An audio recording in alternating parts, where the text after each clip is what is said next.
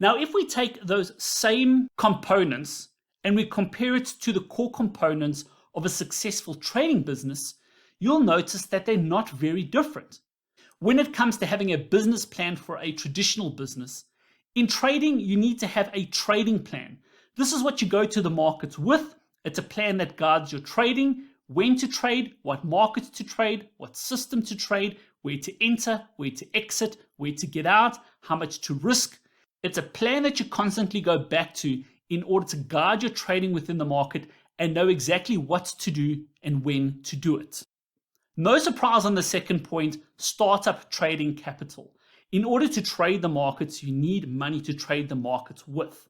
There is a time and place for paper trading and trading with a demo account, and this helps with building a trading system and building confidence within the market.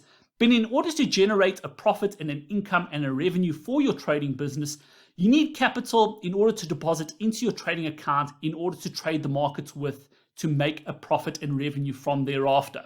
Which brings me to my third point, and that is a trading system.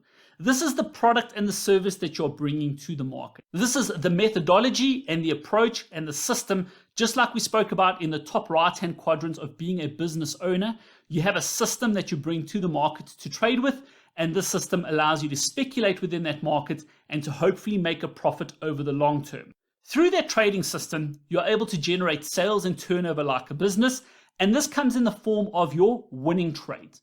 You're going to have winning trades in the market, but you're also going to have losing trades. This is your cost of sales and your operating costs.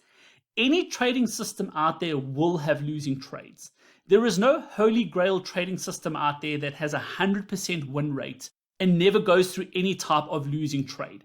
This is the cost of doing business. Just like in any business, to generate that service or that product to produce an income and turnover, there's going to be a cost associated to that. And in trading, that is your losing trades. From an administration side of things in your trading business, a trading journal is very important. This is where you document all the trades that you have taken, your entry, your exit, your take profit, how much did that trade make or lose. You can capture other custom statistics within your trading journal in terms of how you're feeling during that trade. Did you break your trading rules? What kind of economic news was taking place within the market at that time that caused your trade to move in your favor or against you? But that trading journal is a record-keeping journal that you can always refer back to see how your trading business is doing. Is it growing? Which areas of the market is it growing in? Where are you losing the most? And then take that information in your trading journal to help guide and improve certain areas of your trading business. When it comes to research and development, this is where market analysis comes in. You need to analyze the markets that you're trading, understand the markets, see how your trading system is working within that market, and try and improve it, as well as perhaps bring other trading systems to the same market. It's not very uncommon for a trader to trade multiple different systems within a market. This is one way of being able to generate an increased profit to some extent and allow them to increase their reach within the markets that they trade. One area that a lot of traders often overlook is doing portfolio assessments. This is no different to a business sitting at the end of a week, month, or year to assess their results.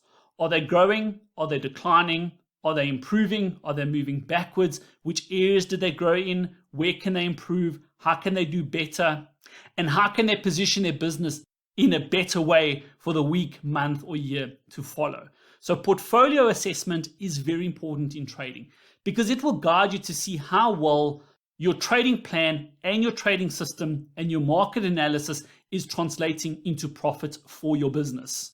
And then last but not least, equity curve growth is really what you're after. If you started off with $10,000 in your trading account and by the end of year one, you want to ensure that that equity curve has grown from $10,000 to $15,000. And the year after, you want to move it from $15,000 to $22,000 or whatever it may mean. But essentially, you want to be growing and expanding your equity curve so that as you grow your trading account, you can increase the trading sizes that you are making, as well as increase your profits so that you can grow and expand your trading business. So I hope you can now see that owning a trading business and running your own trading business is no different from any other traditional business model. It's just set up in a different way, it works in a different way, but bottom line, it has a system, it has leverage, it generates income, it generates revenue, and it allows you to move from being an employee to self-employed and ultimately getting into the top right-hand corner of being a business owner and an investor where your income is not tied to the amount of work that you're doing, you have leverage, and you're able to focus on some other priorities within your life.